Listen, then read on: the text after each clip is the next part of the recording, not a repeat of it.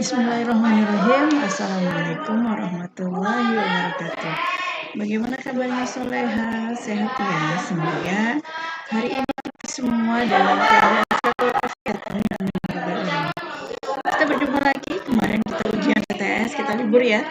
Hari ini kita jumpa lagi di Keputrian. Nah, yuk. Kita hari ini judulnya adalah Mari Membaca Surat Al-Kahfi ya. Untuk memulai pertemuan kali ini, marilah sama-sama kita membaca lafaz basmalah. Bismillahirrahmanirrahim. Lalu kita bertahmid kepada Allah. Alhamdulillahilladzi arsala rasulahu bil huda wa dinil haq liyudhhirahu 'ala dini kulli walau karihal kafirun walau karihal musyrikun. Asyhadu an la ilaha illallah wa asyhadu anna Muhammadar Rasulullah. Hari ini kita berdoa dulu ya. Kita beristighfar kepada Allah di hari Jumat ini. Astaghfirullahaladzim, alladzi la ilaha illa huwal hayyul qayyum wa atubu ilaihi. Ya Allah, aku mohon ampun kepada Allah yang Maha Agung, yang tidak Tuhan selain Dia, yang Maha hidup lagi Maha berdiri sendiri, dan aku bertobat kepadanya. Ya, kita bertobat kepada Allah Subhanahu wa taala. Semoga dengan banyak bertobat Allah mudahkan urusan kita, sehingga kita makin bisa mendekat Allah, mendapat ridhonya hal-hal yang membuat kita mendapatkan ridhonya Allah Subhanahu wa taala. Kita berdoa juga hari ini. Berdoanya adalah semoga Allah lindungi kita dari fitnah Dajjal ya. Bismillahirrahmanirrahim. Allahumma inni a'udzubika min adzabi jahannam wa min adzabil kubri wa min fitnatil mahya wal mamati wa min syarri fitnatil masiihid dajjal. Ya Allah, aku berlindung kepada Engkau dari azab jahannam ya, dari azab jahannam, azab neraka, siksa kubur dan fitnah kehidupan dan kematian, dan dari keburukan fitnah al-masih ad-dajjal. Ya, berdoa hari ini sesuai dengan judul kita, pembahasannya yaitu tentang mari kita membaca surat Al-Kahfi. Ya, anak soleha, kenapa kita harus membaca surat Al-Kahfi? Ada apa di sana dalam surat Al-Kahfi? Yuk, mari kita bahas. Jawabannya adalah kenapa kita membaca surat Al-Kahfi setiap Jumat? Jawabannya agar tergambar pada hatimu 4 kisah mengenai ujian yang banyak menimpa manusia saat ini. Yaitu pertama, ujian karena agama. Karena nanti kita akan membahas kisah seorang para pemuda Ashabul Kahfi yang karena mempertahankan keimanannya, agamanya mereka rela mengasingkan diri ya di dalam sebuah gua. Dan di dalam surat Al-Kahfi ini pun kita akan mempelajari tentang ujian karena harta, yaitu pada kisah pemilik kebun. Yang ketiga, ujian karena ilmu, yakni kisah tentang Nabi Musa dan Khidir ya. Lalu yang keempatnya, ujian karena kedudukan, yaitu pada kisah Zulkarnain. Dan jalan keluar dari keempat ujian tersebut adalah keimanan kepada hari kiamat. Nah, berapa pentingnya? Nah, di dalam surat Al-Kahfi ini, anak soleha, di dalam juz 15 ayat 1 sampai 74 ya, dan juz 16 ayat 75 sampai 110, banyak ya ayatnya yang ada di dalam surat Al-Kahfi. Kita bahas dulu surat Al-Kahfi, disebut juga Ashabul Kahfi, adalah surat ke-18 dalam Al-Quran. Surah ini terdiri atas 110 ayat, termasuk golongan surah-surah Makkiyah. Walaupun terlihatnya panjang, tapi ternyata ini surat Makkiyah ya, diturunkan di Mekah. Dinamai Al-Kahfi dan Ashabul Kahfi, yang artinya penghuni-penghuni gua. Kedua nama ini diambil dari cerita yang terdapat dalam surat ini pada ayat 9 sampai dengan 26. Tentang beberapa orang pemuda yang tidur dalam gua bertahun-tahun lamanya. Selain cerita tersebut, terdapat pula beberapa buah cerita dalam surat ini yang kesemuanya mengandung pelajaran-pelajaran yang amat berguna bagi kehidupan manusia. Terdapat beberapa hadis Rasulullah yang menyatakan keutamaan membaca surat Al-Kahfi. Nah, kita mau tahu dulu di dalam surat Al-Kahfi ini, yaitu adanya keimanan. kekuasaan Allah untuk memberi kemampuan bertahan hidup pada manusia melebihi normal. Dasar-dasar tauhid serta keadilan Allah tidak berubah untuk selama-lamanya. Kalimat-kalimat Allah sangat luas, meliputi segala sesuatu, sehingga manusia tidak akan sanggup untuk menulisnya.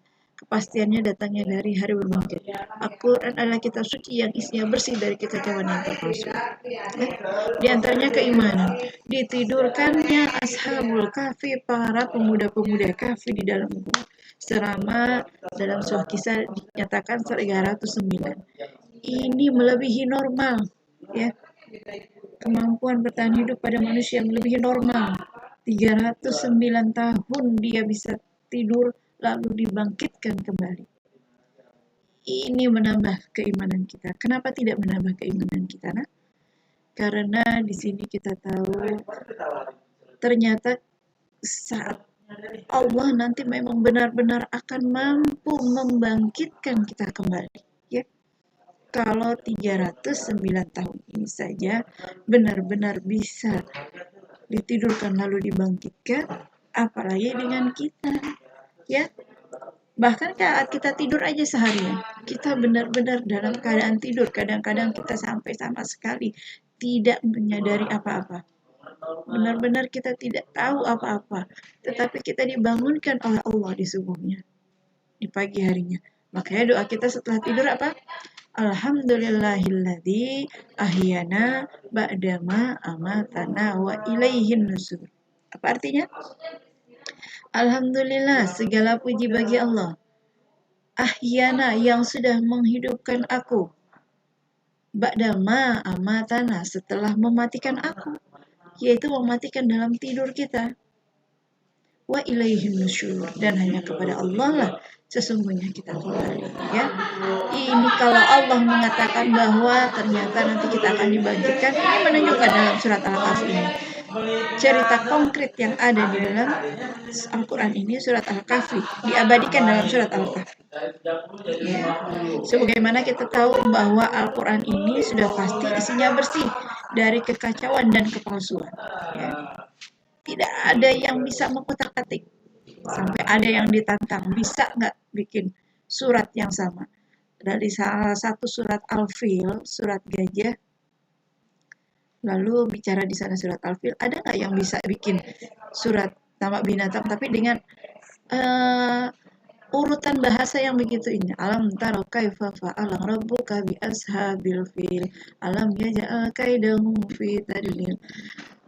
Nah, ini urutan, ya, urutan dalam segi bahasa, ya, dalam segi mungkin yang mempelajari guru bahasa nanti yang lebih menguasai ini, ya, nak, ya, karena memang kita tidak diberikan ilmu begitu luas. Kadang kita menguasai ilmu ini, tapi kadang-kadang kita banyak juga tidak menguasai ilmu yang lain. Itu tandanya manusia itu memang memiliki banyak sekali keterbatasan, ya.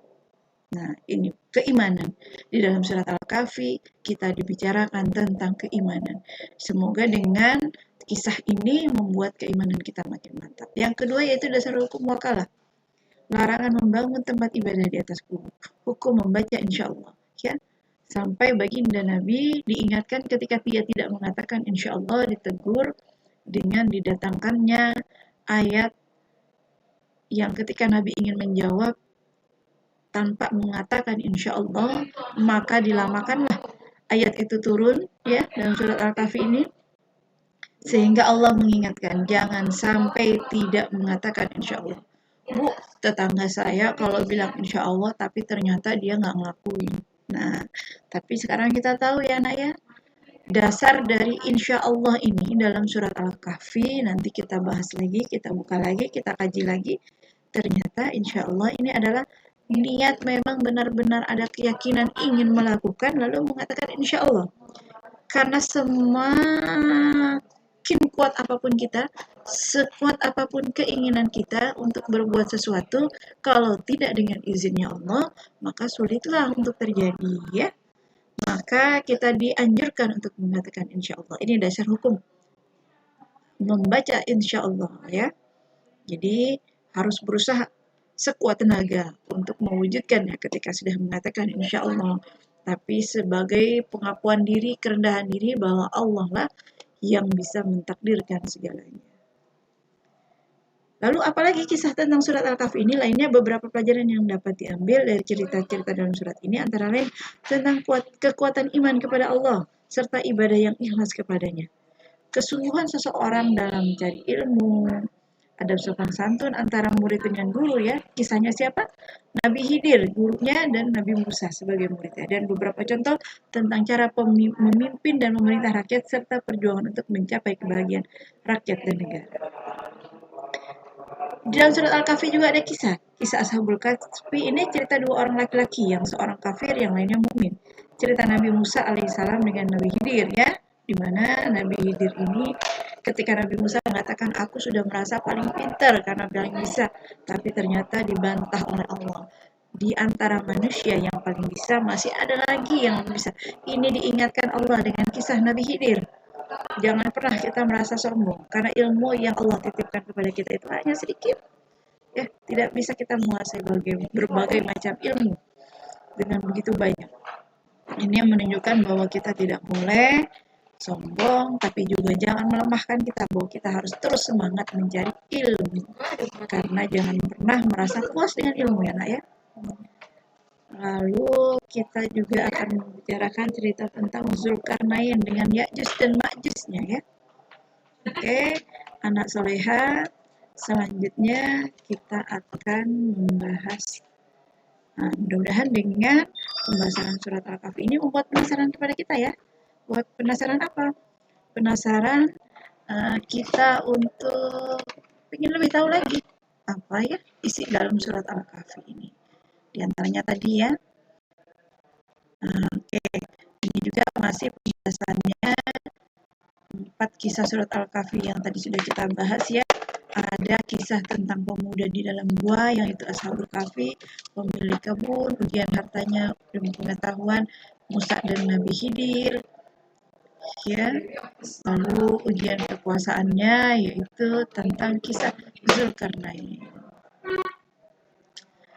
Oke, anak soleha. Ini pembahasan tentang surat Al-Kahfi. Nanti semoga dengan pembahasan kali ini menambah semangat kita ya untuk terus mengkaji surat Al-Kahfi. Doa yang dipanjatkan oleh para pemuda Ashabul Kahfi masih ingat nggak? Nah, doanya adalah nah ini kita bahas ya. Nah, ini sedikit yang tadi ya, Ibu bilang ya, bahwa ujian keimanan tentang pemuda gua, lalu ujian tentang pemilik kebun, bisa dua orang pemilik kebun yang tanahnya sangat subur dan hasil sangat banyak. Salah seorang dari mereka tidak bersyukur, malah meragui hari kiamat. Allah Subhanahu wa Ta'ala memberi bukti kuasanya, lalu menghancurkan kebun yang dimilikinya. Pemilik tersebut pun menyesal dengan sikapnya. Jadi kesombongan. Ketika kesombongan melanda diri kita, siap-siap akan ada kehancuran dalam diri kita ya. Nauzubillah min dzalik. Semoga Allah senantiasa menjaga dan melindungi kita dari rasa sombong ya nak ya. Lalu yang tadi kita sudah bahas ujian Nabi Musa dan Khidir ya. Siapakah manusia paling pandai di muka bumi ini? Lantas Nabi Musa menjawab, akulah. Tapi Allah mempertemukan dengan Nabi Khidir ya, sehingga Nabi Musa pun menyadari bahwa ilmu yang dimilikinya itu walaupun sudah merasanya banyak, tapi ternyata tidak sempurna ya, karena ada yang Allah ciptakan lagi lebih sempurna, karena memang yang sempurna adalah Allah. Ini kisah seorang. Lalu yang keempatnya kisah kuasa Zulkarnain, kisah seorang raja beriman yang hebat dari segi pengetahuan dan kuasa, tidak sombong dan tidak pernah menyalahgunakan kuasa yang dianugerahkan olehnya.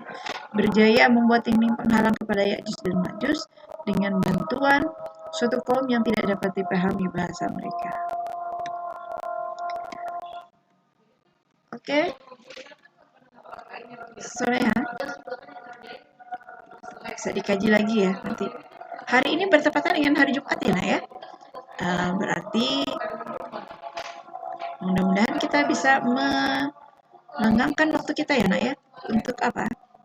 Untuk membaca surat Al-Kahfi. Nah, ini ya, tadi kita sudah bahas. Oke, hikmah membuat hikmah Allah membuat kisah Ashabul Kahfi ini, kami menjadikan mereka bertemu dengan Ashabul Kahfi tersebut agar mereka tahu bahwasanya janji Allah adalah benar dan bahwasanya hari kiamat itu tidak ada keraguan padanya. Karena disebutkan bahwasanya mereka penghuni negeri tersebut setelah 300 tahun mereka ragu tentang adanya hari kiamat, maka Allah membuat cerita Ashabul Kahfi untuk membuktikan bahwasanya hari kiamat itu mudah bagi Allah. Dan orang-orang yang Allah tidurkan 300 tahun, ada yang mengatakan 300 tahun, ada yang mengatakan 309 tahun. Ya, itu sebagai contoh kecil tentang kemungkinan hari kiamat, ya, bahwa adanya hari berbangkit. Ya, kalau kita yang masih ragu-ragu, benar nggak sih kita akan dibangkitkan? Ya, karena kita lihat saja saat-saat kita tidur, ya. Nah, ini doa dari Ashabul Kahfi. Mari kita sama-sama berdoa di dalam pertemuan kita penutup ini. Ini doa yang dibaca di dalam surat Al-Kahfi oleh para Ashabul Kahfi, para pemuda Kahfi yang berusaha kuat dan mengokohkan keimanan mereka, kokohnya keimanan mereka.